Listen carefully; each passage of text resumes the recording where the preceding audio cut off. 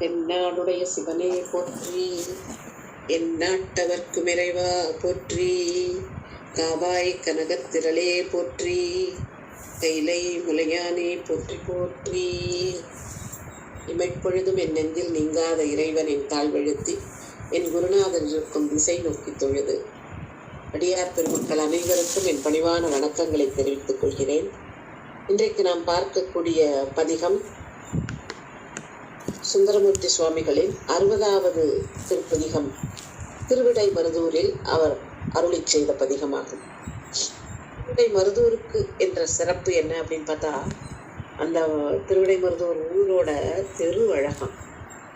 அதே மாதிரி வடக்க மல்லிகார்ஜுனம், அப்புறம் தெற்க இங்கே நம்ம திருநெல்வேலி பக்கத்தில் இருக்க திருப்புடை மருதூர், நடுவில் இருக்கிறது 2 மருதூர், அதுக்கு நடுவில் இருக்கிறதுங்கிறதுனால இது இடைமருது. இந்த 3ம் ஒன்றாக நினைத்து வழங்கப்படுவது வேறுபட்ட சிறப்பு மிகுந்த இந்த தலத்திலே பிரம்மஹத்தி தோஷம் போக்கவல்ல அந்த இதெல்லாம் நீங்கள் எல்லாரும் கேள்விப்பட்டிருப்பீங்க, போயிருப்பீங்க. அருமையான பெரிய திருக்கோவில். இந்த பதிக வரலாறு அப்படின்னு பார்த்தோம்னா, திருவாவடுதுறையில் சென்று வணங்கிவிட்டு அங்கிருந்து சுந்தரமூர்த்தி சுவாமிகள் திருவிடை மருதூருக்கு வந்து இறைவனை வணங்கி இறைவனை அடைய வேண்டும் அப்படிங்கிற பெரு விருப்போடு இந்த பதிகத்தை பாடுகிறார். பதிகத்தை பார்க்கும்போது ஒரு சிறப்பு நமக்கு தோணுகிறது. பழமொழி சொல்லுவோம் தெரியுமா, நம்ம நிறைய பேருக்கு அந்த பழக்கம் இருக்கு. நானே சில சமயம் உயர்ந்து போயிருக்கேன், பேசும்போது ஏன் இத்தனை பழமொழி நம்ம சொல்லுமா அப்படின்னு. இது மாதிரி அது அப்படி இருக்கிறாப்புல, அப்படி சொன்னாப்புல, இப்படி சொன்னாப்புலன்னு நிறைய சொல்லும்போது தான் பேச்சு வழக்கில் நமக்கு இத்தனை பழமொழி இருக்கா அப்படின்னு தோணும். இங்கேயும் இவர் நிறைய பழமொழிகளை ஆரம்ப நிலையில், அதாவது முதல் 4-5 பாடல்களில் இந்த பதிகத்தில் பயன்படுத்தியிருக்காரு.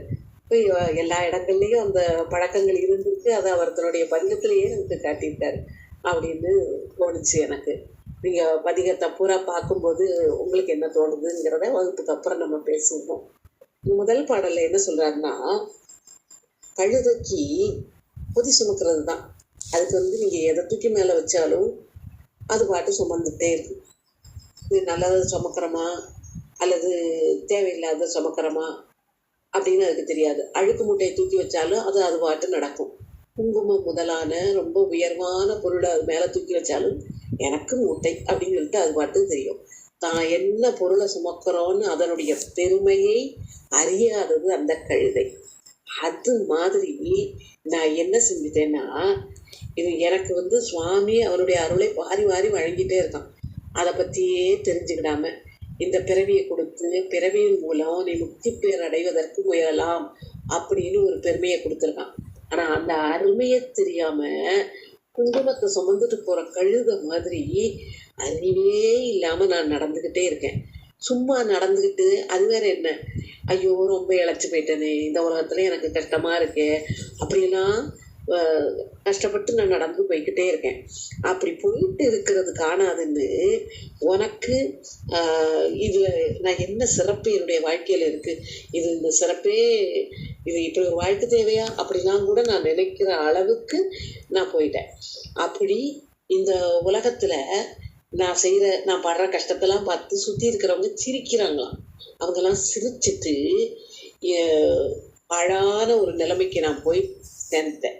அப்படிப்பட்ட ஒரு நிலைமையில நான் இருக்கும்போது இந்த உலகத்துல சுழி மாதிரி அப்படி சுற்றி சுழி கேள்விப்பட்டிருக்கோம் இல்லையா, அந்த சுழிக்குள்ள அகப்பட்ட தூசு மாதிரி சுற்றி வர்றேன். என்னது இந்த பிறவியில நன்மை செய்து தீமை செய்து அதில் அகப்பட்டு அந்த வினையில் சுற்றி தடுமாறிக்கிட்டே இருக்கேன்.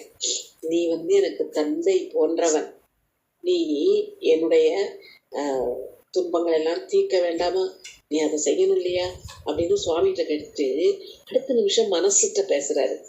மனசே, நீ என்ன செய்திருக்கணும்? சும்மா இப்போ உட்காந்து அழுத பத்தியா, நான் இவ்வளோ கஷ்டப்பட்டுட்டேனே வாழ்க்கையில அப்படின்னு நீ உன்னோட கஷ்டமான வாழ்க்கையை நினைச்ச அழுதியே, நீ என்ன செய்திருக்கணும்? இறைவனை வணங்க வேண்டும், வணங்கி இருக்க வேண்டும், அவனுக்கு செய்ய வேண்டிய பணிகளை செய்திருக்க வேண்டும். அப்படி பணிகளை செய்துக்கிட்டே இருந்தேன்னா உன் நினைப்பு எப்போ இறைவனை பக்கத்திலே தானே இருக்கும். அதை விட்டுட்டு இப்ப அழுது என்ன பிரயோஜனம்? அதனால அவர் தன்னையே என்ன சொல்றாரு, இழுதை அப்படிங்கிறாரு. அறிவே கிடையாது எனக்கு என்று தனக்கே சொல்லிக் கொள்கிறார். எனக்கு அறிவே கிடையாதுப்பா, நான் உய்கின்ற வகையிலே எனக்கு ஒரு அருளான வழியை காட்ட மாட்டாயா இடைமருதிலே இருக்கின்ற எந்தை பிரானே. ஏன் எந்தை பிரானேன்னு சொன்னாரு அப்படின்னா, எந்தை என் தந்தைக்கும் தந்தை அப்படின்னு வரிவரிசையா சொல்ற அந்த குலதெய்வமே சுவாமி தான். நீ எனக்கு மட்டும் சாமி இல்லப்பா, என் குலத்துக்கே நீதான் தெய்வம். அப்படிப்பட்ட குலதெய்வமாகிய நீ எனக்கு வழியை காட்ட வேண்டும் என்று தன்னுடைய நிலைமையை கூறி வணங்குகின்றார். பாடலை பார்ப்போம். கழுதை குங்குமம் தான் சுமந்து எய்த்தார் கைப்பர். கைப்பர் என்பது நகைப்பர் என்பதன் முதல் குறை. கைப்பர் பாழ் புக, கடைசியில பழா போச்சு அப்படின்னு நினைச்சு. மற்ற அது போல பழுது நான் உழன்று உள் தடுமாறி படு சுழித்தலை பட்டனன் எந்தாய் அழுது நீ இருந்து என் செய்தி. மனனே, இப்ப நீ அழுது என்ன பிரயோஜனம் மனசே? அங்கனா அரணே என மாட்டா. அழகான கண்களை உடையவனே. ஏன் கண்ணு அழகு? கண்ணுக்கு அழகு கண்ணோட்டம், கருணையோடு இருப்பதுதான் கண்ணுக்கு அழகு. இறைவன் கருணை வெள்ளம். அப்ப அவனை அங்கனான்னு அழைக்கிறதுல தப்பு இருக்கா என்ன? அழகான கண்களை உடையவனே அரணே என மாட்டா, அப்படிலாம் நீ சொல்ல மாட்ட. சொல்லாம இவ்வளவு காலத்தை போக்கிட்ட. எழுதையேனுக்கு அறிவில்லாத எனக்கு ஓர் உய்வகை அருளாய் இடைமருதுரை எந்தை பிரானே என்று கேட்கின்றார். இங்கே என்ன ரெண்ட மறந்துட்டார். தொண்டு செய்தால் அதன் மூலம் நாம் பெறக்கூடியது என்னது? ஒரு மெய்யான பலனை பெறலாம். அதை விட்டுட்டு சுழியில் அகப்பட்ட மாதிரி சுத்தி ஒரு பிரயோஜனமும் இல்லாம சுத்தி இருக்கேன். ரெண்டு அறிவுரை இந்த முதல் பாடல்ல வைக்காரு. வரிசையா பார்த்தா எல்லாத்துலயுமே அப்படிதான். 2 அறிவுரை, ஒரு வழிகாட்டுதல் அப்படின்னு. இதுல என்ன 2 வழிகாட்டுதல் சொல்றாரு? தொண்டு செய்ய வேண்டும். அப்படி தொண்டு செய்வதன் மூலம் நமக்கு என்ன கிடைக்கும்? மெய்யான பலன் கிடைக்கும். இந்த உலகத்துல மற்ற செயல்களை செய்யும் பொழுது நமக்கு கிடைக்கின்ற பயன்கள் என்ன? அதுல எல்லாம் விலங்குதான். நல்வினை தீவினை அதன் பயன்கள் பொன் விலங்கு இரும்பு விலங்கு. அப்படி அந்த இது செய்யாம இறைவனுக்கு தொண்டு செய்வதன் மூலம் நமக்கு என்ன கிடைக்கும்? மெய்யான பலன் கிடைக்கும். அவனை துதித்தல். இந்த 2ஐயும் செய்யுங்க. சுவாமி உங்களுக்கு இந்த குங்குமம் சுமந்த கழுதை பாரத்தை மட்டும்தான் நினைக்குமே தவிர எவ்வளவு உயர்வானது நம்ம சுமந்தோன்னு நினைச்சு பார்க்காத மாதிரி வாழ்க்கையை உயர்வுன்னு நம்ம நினைக்காம போயிடுவோம். கடைசியில என்ன ஆகும்? சுற்றி இருக்கவங்களாம் நம்ம பார்த்து கேள்வி பண்ணுவாங்க என்று இங்கே அந்த குங்குமம் சுமந்த கழுதை என்று சொல்லப்படுகின்ற அந்த பழமொழியினை நமக்கு நினைவூட்டுகின்றார். அடுத்த பாடலிலே என்ன கூறுகின்றார் என்றால், நமக்கு இந்த வாழ்க்கை எப்படி வரும் அப்படின்னா, குழந்தையாக பிறந்து கொஞ்சம் கொஞ்சமா வளருவோம். ஆனா அப்ப நம்மளோட நினைப்பு என்னவா இருக்கும்? ஆகா, இளமையாக இருக்கும். இப்ப நம்ம உலகத்திலே இருக்கின்ற கண்ணில் படுகின்ற எல்லாவற்றையும் அனுபவித்து நம்முடைய வாழ்க்கையை அப்படியே ஓட்டிட்டே போகணும் அப்படின்னு நினைக்கும். ஆனா உலகத்துல எந்தது நிச்சயமா நடக்க போகுது? குழந்தையாக இருப்பவர்கள் வளர்ந்து அவர்களுக்கு நரை திரை மூப்பு எல்லாம் வரும். கேள்விப்பட்டிருக்கோம் இல்லையா? நரை திரை மூப்பு, அப்புறம் கடைசியில சாக்காடு முடிச்சிருவாங்க. இங்க சொல்றாரு, நரையும் அந்த நரைத்தலும் மூப்பு அடைதலும் அந்த பிணி இருக்கே நோய், இதெல்லாம் என்னவோ ரொம்ப தள்ளி இருக்குன்னு நினைக்காதீங்க. அது இப்ப இந்த கண்ணை மூடி தொடக்கக்குள்ள வந்துடும். இப்ப உடனே வர்றதுக்கு வாய்ப்பு இருக்கு. அதனால நீங்க என்ன செய்யணும்? நாளைக்கு செய்யலாம்னு நல்ல காரியங்களை தள்ளி போடாதீங்க. அதெல்லாம் இப்பவே வந்துடும். வர்றதுக்கு சீக்கிரமா வருவதற்கு வாய்ப்பு இருக்கு. இது அந்த காலத்திலேயே சொல்லியிருக்காரு. அதுலயும் இப்ப 30 வயசுலயே 60, அந்த காலத்துல 60 வயசுல வந்த நோயெல்லாம் 30 வயசு பிள்ளைகளுக்கே வருது. அதை விட சின்ன சின்ன குழந்தைங்களுக்கெல்லாம் வருது. பள்ளிக்கூடத்து பிள்ளைகள்கிட்ட டயபெட்டிஸ் இருக்குங்கிறத கேள்விப்படும் போது ரொம்ப வருத்தமா இருக்கு. நம்ம ஓரளவு ஒரு 16, ஒரு 18, 20 வயசு வரைக்காவது இளமை அப்படின்னு நினைக்கலாம். அதுக்கப்புறம் வேணா நம்ம முதுமைக்கு கிட்ட வரப்போறோமே அப்படின்னு பயப்படலாம்னு நினைச்சா, இப்ப அதுவே இல்லை. ரொம்ப சின்ன பிள்ளையா இருக்கும் போதுல இருந்தே அந்த நிறைத்திரை மூப்பெல்லாம் வர ஆரம்பிச்சிருதுங்கிற கொடுமையை நாம பாக்குறோம். அதனால பின்னாலதானே வரும் அப்படின்னு எல்லாம் நினைக்காதீங்க. உள்ள போதே பார் உய்ய அப்படின்னு சொன்னார் இல்லையா? அதை நினைவுகளை கொண்டு இப்பவே நாம என்னென்ன செய்யணுமோ அதெல்லாம் செய்ய வேண்டும் என்று நமக்கு அறிவுறுத்துகின்றார். அப்படி செய்தா அதுக்கு இன்னொரு பழமொழியை அங்க வைக்க பாருங்க. எப்படின்னா மஞ்சள் அரைப்போம் இல்லையா, அந்த காலத்துல அரைச்சு மஞ்சளை அரைச்சு செய்யக்கூடிய செயல்பாடுகள் இருக்கு. சரஸ்வதி பூஜைக்கு முகம் வைக்கிறது அப்படின்னா கலசம் வச்சு முகம் வச்சா மஞ்சள் அரைப்போம் இல்லையா. அந்த அரைச்சு வச்ச மஞ்சள் ஒரு அழகான ஒரு மஞ்சள் நிறத்துல இருக்கும். ஒரு கொஞ்ச நேரம் கழிச்சு பாருங்களேன், அந்த மஞ்சள் நிறம் போய் கருப்பு கலர்ல ஆயிருந்தோம் இல்லையா, அல்லது அதனுடைய நிறத்தை இழந்து அது வேற மாதிரி ஆயிரும், அழகில்லாம போயிடும். அது பார்த்தாலும் திருப்பி அதை பயன்படுத்தலாம் அப்படிங்கிற எண்ணமே வர்ற அளவுக்கு. அது மாதிரி தான் நம்முடைய வாழ்க்கை. முதல்ல இளமையில ரொம்ப உடல் நலத்தோடவும் நல்ல வளத்தோடவும் வலிமையோடவும் இருக்கிற மாதிரி இருக்கும், அரைச்சு வச்ச மஞ்சள் மாதிரி. ஆனா எப்போ அது மாறும்னு தெரியாது, அத்தனையும் நிறம் மாறி அப்படியே மாறி போயிடும். அதனால அது அப்படித்தான் என்னுடைய வாழ்க்கைங்கிறத பின்னால்தான் தெரிஞ்சுக்கிட்டேன் அப்படிங்க. அது உடனே ஒரு அச்சம் வந்துருது.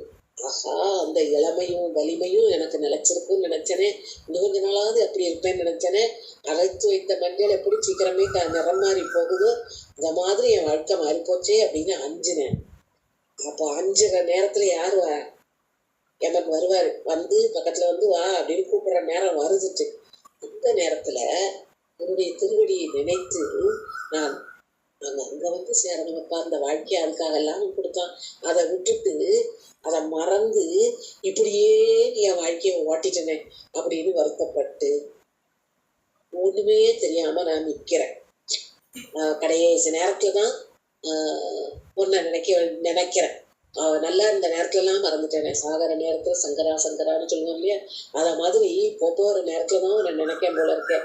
இப்படி ஒரு அறியாத வாழ்க்கைய அதுல அம்பளத்தையும் இது பண்ணிட்டு என் வாழ்க்கையை வீணா விழலுக்கு வைத்த நீர் மாதிரி ஆக்கிட்டேனே அப்படின்னு சொல்லிட்டு கேட்காரு, நான் இப்படி தப்பு பண்ணிட்டேன், எனக்கு ஏதாவது ஒரு வழியை கண்டுபிடியாப்பா அப்படின்னு கேட்காரு. எப்படி? அவர் வயசு என்ன? சுந்தரமூர்த்தி சுவாமிகள் அவர் முக்தி பெறும்பொழுது அவருக்கு வயது 18. அவரும் சொல்லுறாரு, இந்த வயசுலயே அந்த வயசுலயே சொல்லுவாரு, எனக்கு இப்படி ஒரு நிலைமை கடைசி நேரம் மாதிரி வந்தது, நீ என்னுடைய இளமையெல்லாம் நான் பேசுறேன், நீ வந்து எனக்கு ஒரு நல்ல வழியை காட்டு, நமக்காக படிப்பாடி வைத்திருக்கிறார் என்று இறைவனிடம் கேட்கின்றார். இங்கே இவர் கேட்கின்ற 2, நான் என்ன தப்பு பண்ணினேன் அப்படின்னு சொன்னா, எதை அறியணுமோ அதை அறியாமல் விட்டேன். இறைவனுடைய திருவடி அது சொல்லுகின்ற மெய்ப்பொருள், அதைத்தான் அறியணும், இதுதான் அதுக்குதான் வாழ்க்கை.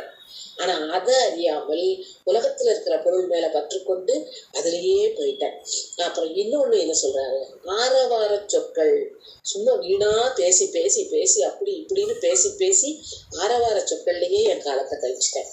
எனக்கு நான் எதை மறந்துட்டேன் அப்படின்னா, நன்மைகளை தரக்கூடிய வினைகளை செய்யாமல் விட்டுவிட்டேன். அது எதனால? உன்னுடைய எது அறியணுமோ அதை அறியாம விட்டதுனால. நன்றி இல் அப்படின்னு 2வது வரியில வருது. நன்றி என்பது இங்கே நன்மை தராத வினைகளை செய்து கொண்டே இருந்தேன். அது நன்மை தராத வினைங்கிறது என்ன அப்படின்னா, ஏதாவது ஒரு பொருள் வேணும் அப்படின்னா அதுக்காக நாம உழைக்கணும்.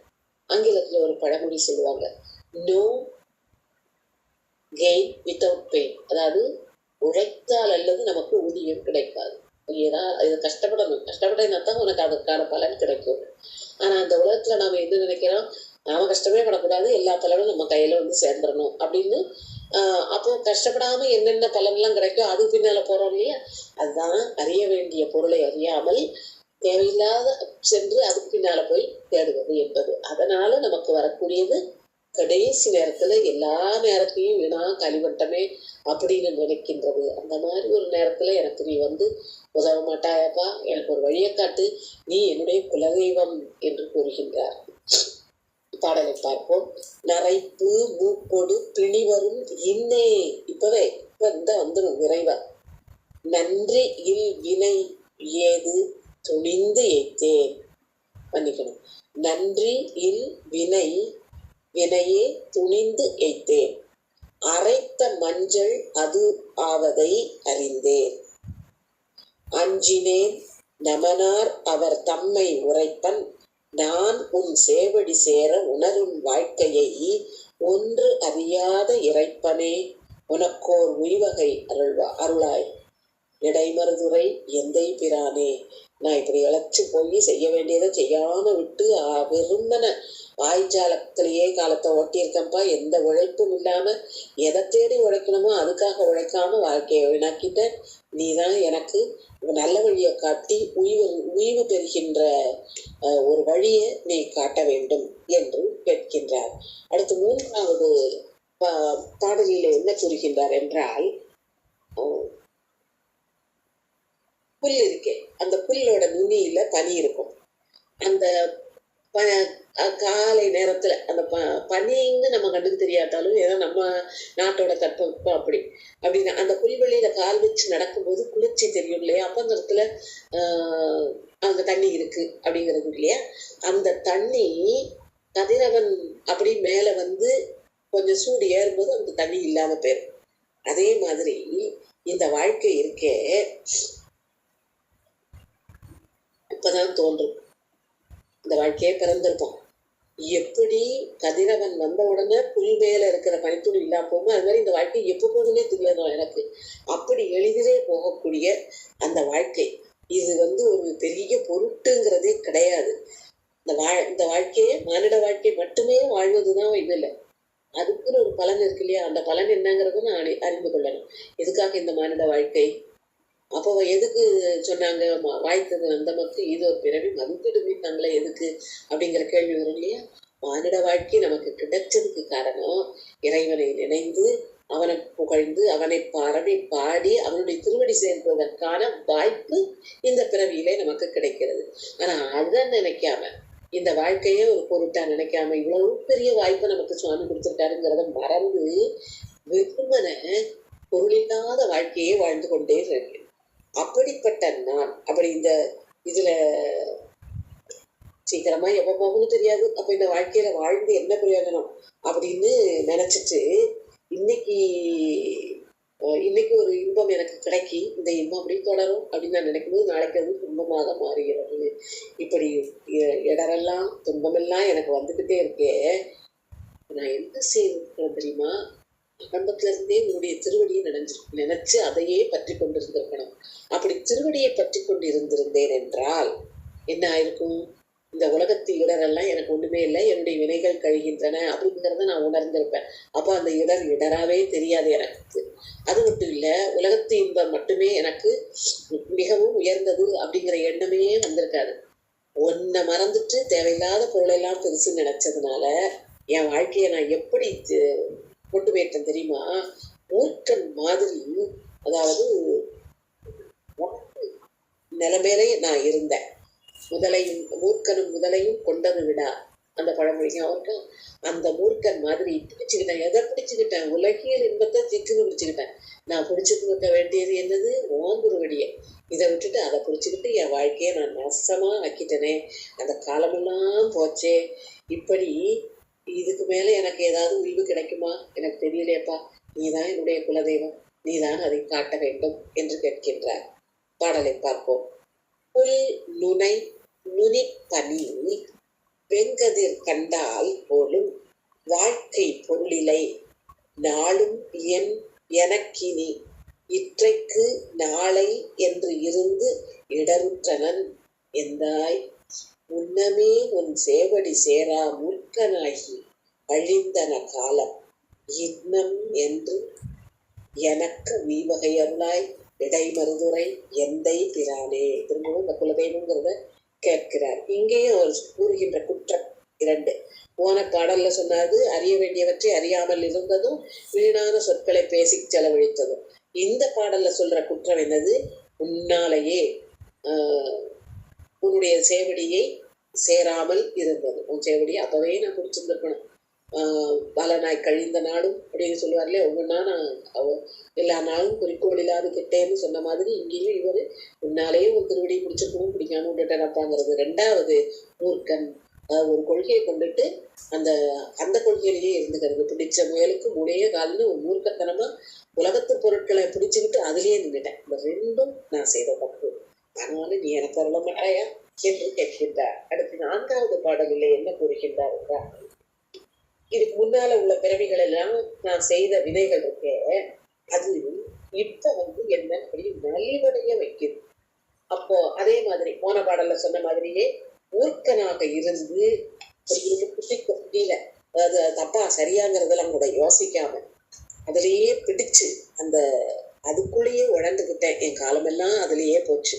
இப்போ அத அதையே நினைச்சு என் மனசு அதுக்குள்ளேயே இருந்ததுன்னா என்ன ஆகுது? திரும்பவும் என் பொழுது வீணாத்தான் போகுது.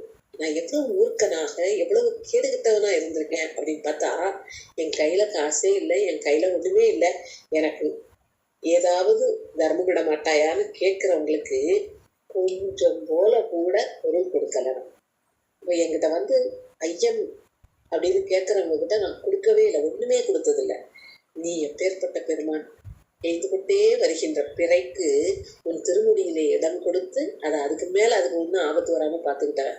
அது அப்பேற்பட்ட கருணையாளர். நான் தப்பு பண்ணி எய்த்து இழைத்து இருக்கின்ற எனக்கு நீ அருள்வா இல்லையாப்பா அப்படின்னு கேட்கின்றார். ஆரூர்ல இருக்கின்ற பெருமான் நீ, தேவர்களுக்கெல்லாம் தலைவன் நீ, எனக்கு தந்தையாக இருப்பவன் நீ, நான் உய்கின்றதற்கு ஒரு வழியை காட்ட வேண்டும், இடைமருதிலே இருக்கின்ற எங்கள் குலதெய்வம் போன்ற பெருமானே என்று கேட்கின்றார். 4வது பாடல். இதுல என்ன இதுல 3 குற்றத்தை தான் செய்வதாக கூறுகின்றார். வரிசையா ஒவ்வொரு பாடல்லையும் ஒவ்வொரு சொல்ற மாதிரி இதுல 3 சொல்றாரு. என்னன்னா, என்னுடைய வாழ்க்கையில நான் செய்ய வேண்டிய நன்மை தீமை அப்படிங்கிறத பத்தி சிந்தனை இல்லாம இருக்கிறது. நிஜமாவே எது நன்மை, நிஜமாவே எது தீமைங்கிறத நினைக்கிறேன். அதை பற்றிய சிந்தனை இல்லாமல் இருப்பது. அடுத்தது பிறருக்கு கூடாமல் பிறருக்கு உதவாமல் இருக்கின்ற தவறு. அடுத்தது உலகத்து பற்றை விடாமல் மூர்க்கனாக அதையே பிடிச்சுக்கிட்டு இருக்கிறது. ஆக இந்த 3 என்னுடைய பிழைகளாக இருந்து என்னை இப்படி ஆக்கிவிட்டு, என்னை எப்படி ஆக்குதான், ரொம்ப சிறுமைப்படுத்துதான், ரொம்ப சிறிதாக ஆக்கி விடுகின்றது, ரொம்ப கீழான நிலைக்கு என்னை தள்ளிவிட்டது. சின்னத்தனமான ஒரு நிலைக்கு என்னை தள்ளிவிட்டது. அதுக்கு 2 அடைமொழி கூறுகின்றார். சிறிது அப்படின்னு. சிறிதுன்னா சின்னதுன்னு அர்த்தம். அது எதுக்கு இன்னொரு சிறு அப்படின்னா, சிறுமையுடைய சிறிதான் அது. அதனால அது சிறிது. இப்ப பாருங்களேன், ரொம்ப இப்போ எதையாவது கட்டாயமா ஒரு அழுத்தி சொல்லணும் அப்படின்னா அது கூட இன்னொரு அடைமொழியை சேர்த்து சொல்லுவோம் இல்லையா? பகல்ல போறேன் அப்படின்னா பகல்ல அப்படிம்போது தெரியுமா? அதே மாதிரி சிறிது அப்படின்னு சிறுமையுடைய சிறிது என்று கூறுகின்றார். இந்த பாடலை பார்ப்போம். முந்தி செய்வினை இம்மைக்கண் நலிய முழுக்கனாகி கழிந்தன காலம், சிந்தித்தே மனம் வைக்கவும் மாட்டேன், சிறிதே இறப்பார்கட்கு ஒன்று ஏன். ஆக இறப்பவர்களுக்கு ஒன்று ஈயாத தன்மை எப்படிப்பட்டதா? சிறுமை மிகுந்த சிறியதனம். அந்தி வெண்பிறை சூடும் எம்மானே, ஆரூர் மேவிய அமரர்கள் தலைவா, எந்தை நீ எனக்கு உய்வகை அருளாய், இடைமருதுரை எந்தை பிரானே என்று இந்த 4வது பாடல் நமக்கு விளக்கி அமைகிறது. அடுத்த 5வது பாடல்கள்ல ஐம்புலன்களை பற்றிய குறிப்பை தருகின்றார். அந்த ஐம்புலன்களும் நம்ம என்ன செய்யலாம், நமக்கு இருக்கிற நன்மைகளை எல்லாம் அழிச்சிட்டு போகுதான். அது நம்மளை என்ன செய்யலாம், நமக்கு நம்மை ஆண்டு கொண்டு இருக்கின்றது. ஒரு ஒரு பள்ளி அல்லது ஏதாவது ஒரு நிறுவனம்னு இருக்குன்னு வைங்களேன், அதுக்கு புரவலர் அப்படின்னு ஒருத்தரை சொல்லுவாங்க இல்லையா? அவங்க என்ன செய்வாங்க, அந்த நிறுவனத்தையோ பள்ளியையோ தன் கட்டுக்குள் வைத்திருப்பார்கள் இல்லையா? அவங்க சொல்றதான் இந்த அவங்க கூறுவதைத்தான் இந்த பள்ளியோ அந்த நிறுவனமோ கேட்கும். நமக்கு யாரு புரவலர்கள்? நம்முடைய ஐம்புலன்கள் தான். ஐம்புலன்களும் தான் நம்மளை அடக்கி கொண்டு போய் அவங்க தான் என்னை ஆட்கொண்டு அரசாட்சி செலுத்தி கொண்டு இருக்கின்றார்கள். அப்படி அந்த அந்த அவர்கள் என்னை அரசாண்டு கொண்டு இருக்கிறது மாதிரி இருக்கும்போது ஒரு நேரம் வருமா, இனி அதாவது நம்ம கொஞ்சம் கொஞ்சமா பக்குவம் அடைய ஆரம்பிப்பாங்க தெரியுமா? அப்போ அந்த ஐம்புலன்கள் என்ன நினைக்குமா, இனி இவனை நம் கட்டுக்குள் வைத்திருக்க முடியாது. ஒரு முதிர்ச்சி வரும் பொழுது புலன்களால் வருகின்ற இன்பம் நமக்கு நிச்சயம் நல்லதை மட்டுமே தராது அப்படிங்கிறத உணரும் பொழுது அந்த புலன்களுக்கு தெரிஞ்சிருமா, இனிமே இந்த ஆளு இந்த உயிர் நமக்கு உதவாது அப்படின்னு சொல்லிட்டு அது என்ன செய்யுமா, அப்படியே சுவாமி பாதத்துல போட்டுட்டு போயிருமா. இல்லை ஆனா அந்த நேரம் நாம எப்படி இருப்போம்? ஐம்புலன்களின் ஆளுமைக்குட்பட்டு நஞ்சு நொந்து நூலா போய் இருப்போம். அங்கதான் சுவாமி உன் காலடியில கொண்டு போட்டுட்டு போச்சு, நான் அப்போ உனக்கு நான் சுமையாக போறேன். இப்ப நீ என்ன செய்ய வேண்டியது இருக்குன்னா, நீ வா என்னுடைய அடியார் கூட்டத்தில் சேர்ந்துக்கோ அப்படின்னு சும்மா சேர்க்க முடியாது. என்ன, நான் ரொம்ப நொந்து போய் கிடக்கிறதுனால நீதான் என்னை தாங்க வேண்டியது இருக்கு. நான் உனக்கு சுமை மாதிரி ஆகிவிட்டேன். அந்த சுமை மாதிரி ஆகி இப்பதான் எனக்கு ஒரு முழிப்பே வருது. ஐயோ, ஐம்புலன் பின்னால அதன் ஆள்கைக்கு உட்பட்டு அது பின்னாலேயே அலைஞ்சதுனால சுவாமியை மறந்திருக்கனே. இப்ப என்னால வேற எதுவும் வலிமையோட செய்ய முடியலையே, சுவாமிக்கே ஒரு சுமை மாதிரி நான் ஆயிட்டனே அப்படின்னு இப்பதான் எனக்கு முழிப்பு வருது. நான் அறிய வேண்டிய பொருளாகிய மெய்ப்பொருளை அப்பத்தான் நான் உணரத் தொடங்குகின்றேன். அப்போ என்ன இந்த வாழ்க்கையில நான் எதை தேடாம இருந்தேன்? மெய்ப்பொருளை தேடாம இருந்தேன். இழிவான உலகத்து இன்பத்து பின்னாலேயே லஞ்சிருக்கேன். அப்படிப்பட்ட ஒரு வாழ்க்கை பின்னால அந்த மாதிரி ஒரு வாழ்க்கையை அமைத்து அதிலேயே என்னுடைய வாழ்நாளை கழித்து விட்டது. அதனால ரொம்ப கேவலப்பட்ட ஜென்மமா போனேன் நான். எனக்கு ஒரு வீழ்கின்ற வழியை காட்ட வேண்டும், ஏனென்றால் நீ என்னுடைய குலதெய்வம் என்று கூறுகின்றார். பாடலை பார்ப்போம்.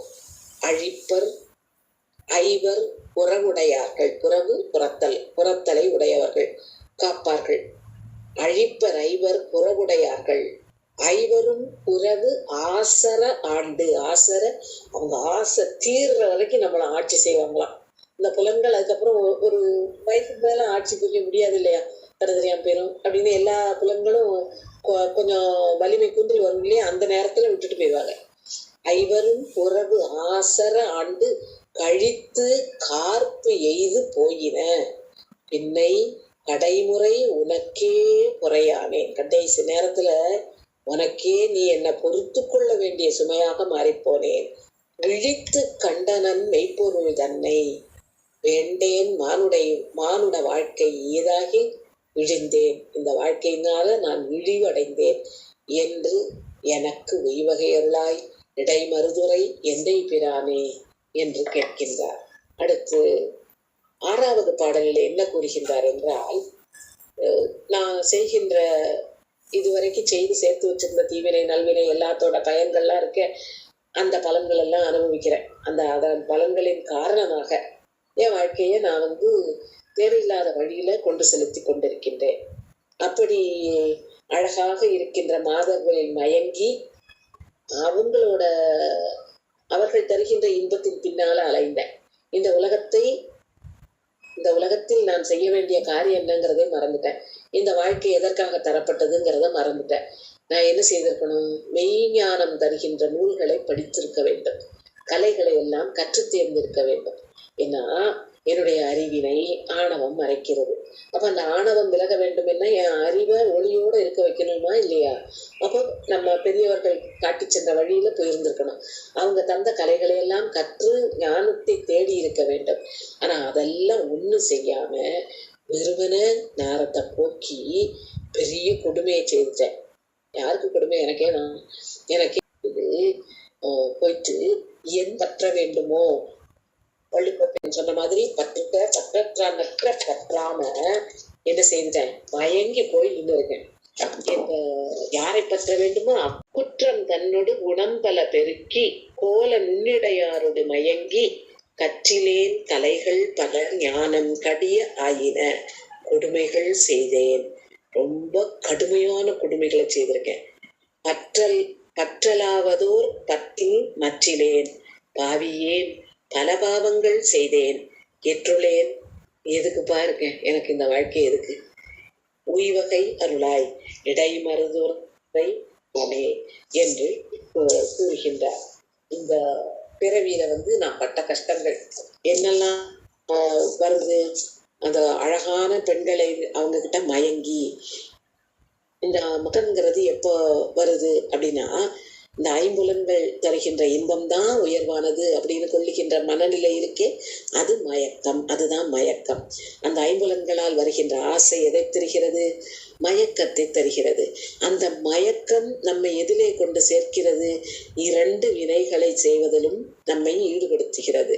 அந்த 2 வினைகள் பின்னால் மட்டுமே அந்த இன்பத்தை அனுபவித்துக் கொண்டே இருக்கிறதுனால இன்னொரு பெரிய தப்பை நான் செய்கிறேன். என்னது? ஞான நூலை உணராமல் இருக்கின்றேன். ஞான நூல்கள்லாம் இருக்கு, நிறைய இருக்கு, வகை வகையா நம்ம அருளாளர்கள் அருளி தந்திருக்கிறார்கள். அதை எல்லாத்தையும் விட்டுட்டு அதை அதை படிக்கணும், அதை உணரணும்னு இல்லாம எந்த கலைஞானமும் கற்று தேராமல் அதை விட்டுட்டேன். அப்ப அதுக்கப்புறம் என்ன ஆகும்?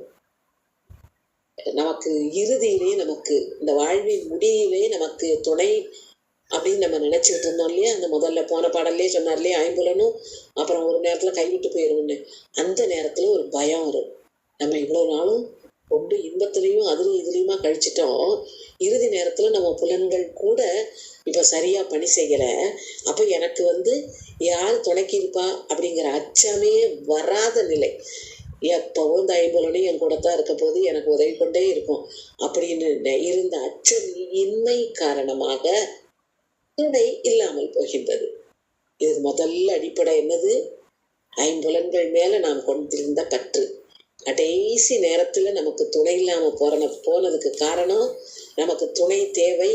அப்படி துணையை தேடணும், நமக்கு மெய்ப்பொருளை உணர்வதன் மூலம் இறைவனாகிய துணை உணரலாம் அப்படிங்கிற எண்ணமே இல்லாம, துணை தேவை இருக்குமே, இப்ப நம்ம சும்மா இருக்கமே அப்படிங்கிற அச்சம் இல்லாம இருந்ததன் காரணம் எதனால?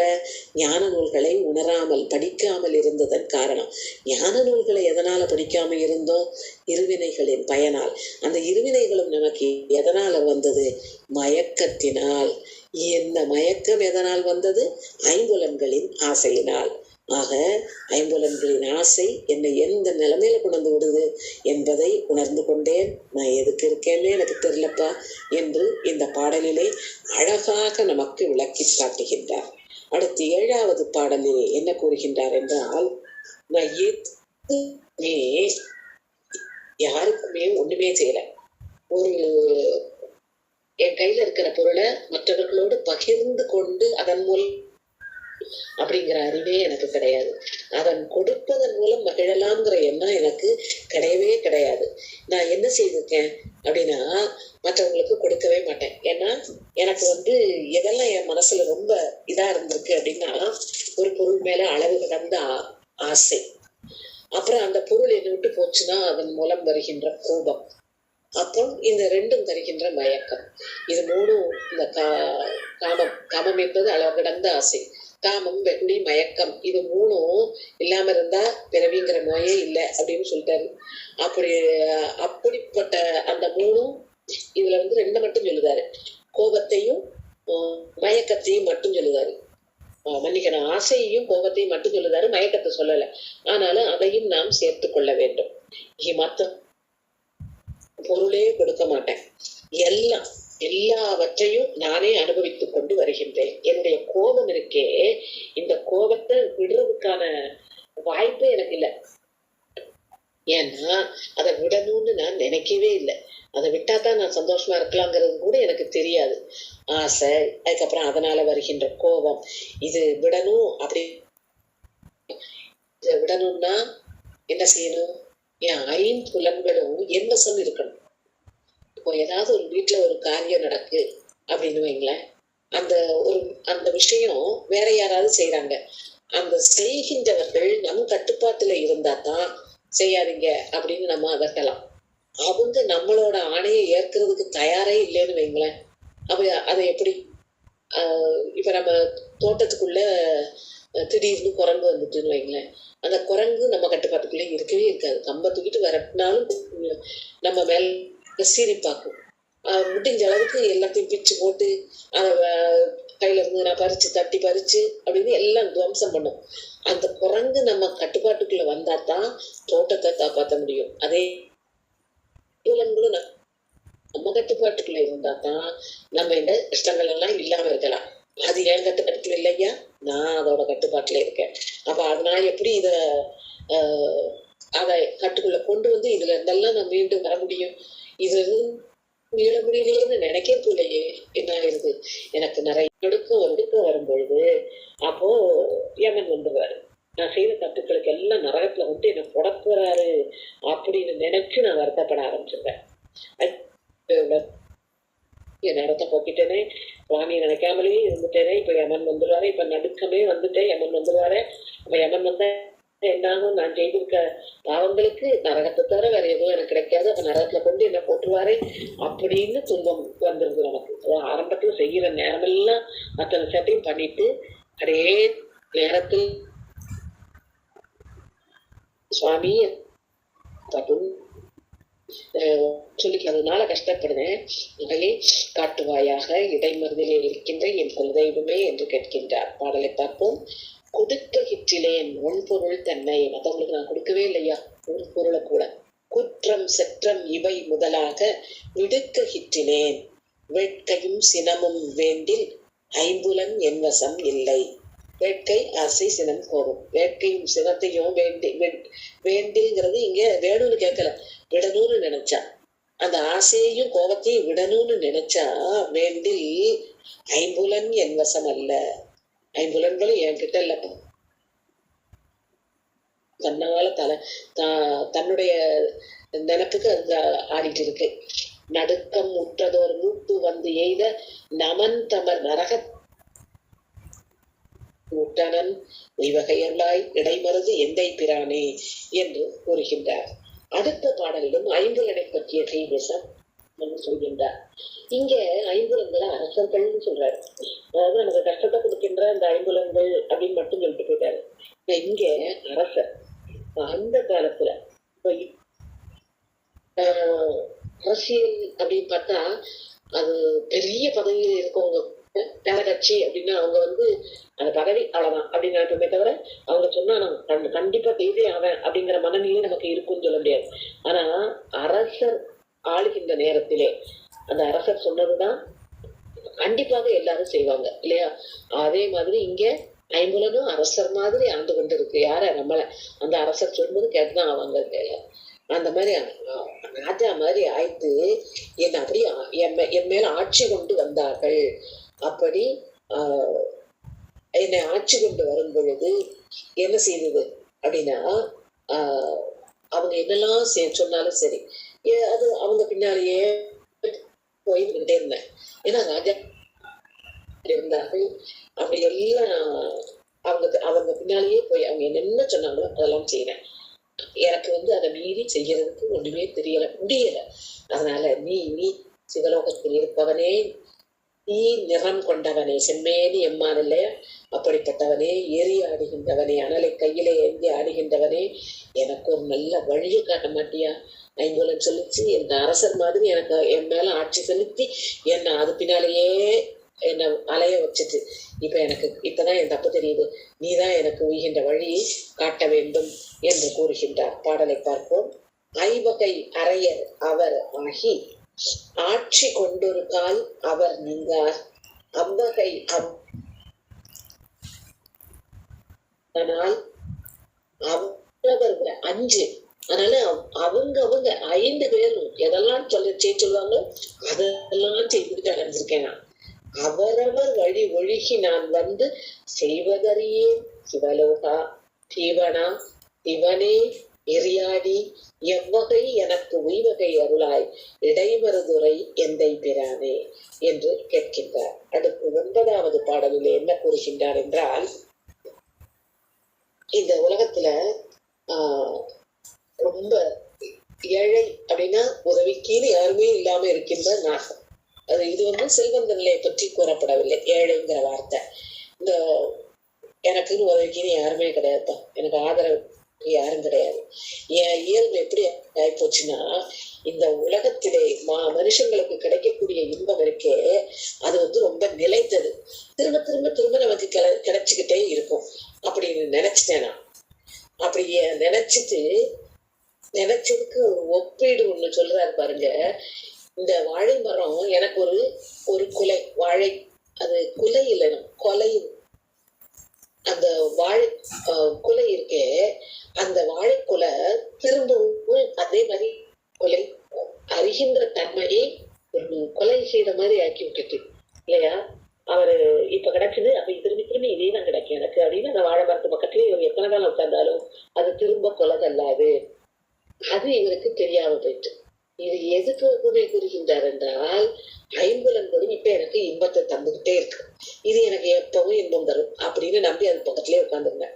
அது ஒரு கொலைதான் தள்ளும். இளமையில மட்டும் நமக்கு நல்ல தெளிவா தன்னுடைய பணியை செய்து நமக்கு தந்து கொண்டே இருக்கும், நமக்கு உதவியாக இருக்கும். ஆனா சரியான உதவி இல்லாது, அதுவும் நான் தெரியாமலே விட்டுட்டேன்.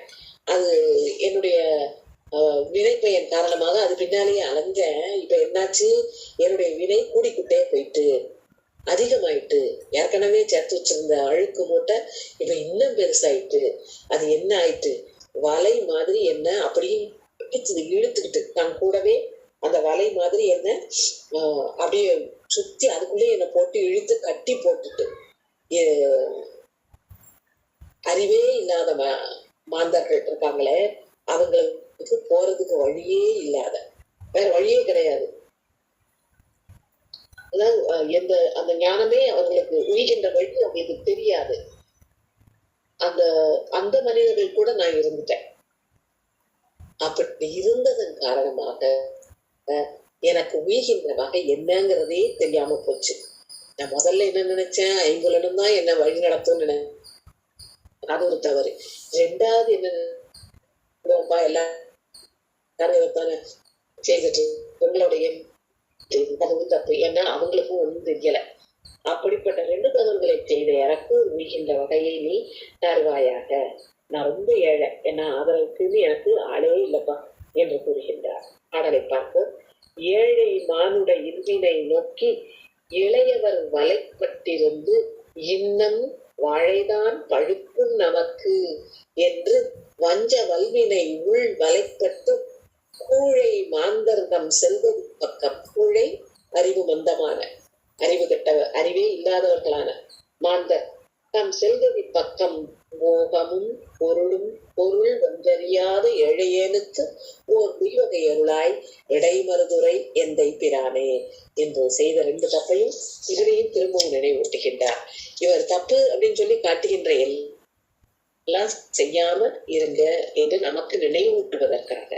அடுத்து 10வது பாடலாக பதிக பலன் சொல்லுகின்ற பாடல் என்ன சொல்லுது, எந்த இடத்துல பாடுற, எந்த இடத்துக்கு எந்த தளத்துல பாடுறாரு, அந்த தளத்தோட சிறப்பு என்ன அப்படின்னு கேட்டா, அரைக்கும் சந்தனம், அரைக்கு சந்தனம் அரை போல சாந்துக்காக அரைக்கப்படுகின்ற சந்தனம், அகில் மரம், இது எல்லாத்தையும் தள்ளிக்கிட்டு மலை நெல் என்ற ஒரு வகை நெல், அதை அப்படியே கொத்தோட அடிச்சு 2 பக்கத்திலையும் தள்ளிட்டு வர்ற காவிரியுடைய கரையில இருக்கின்ற இடைமருது, அதுல இருக்கின்ற எந்தை பிரானங்கள் குலதெய்வம், அந்த சுவாமியைத்தான் நான் பாடியிருக்கேன்.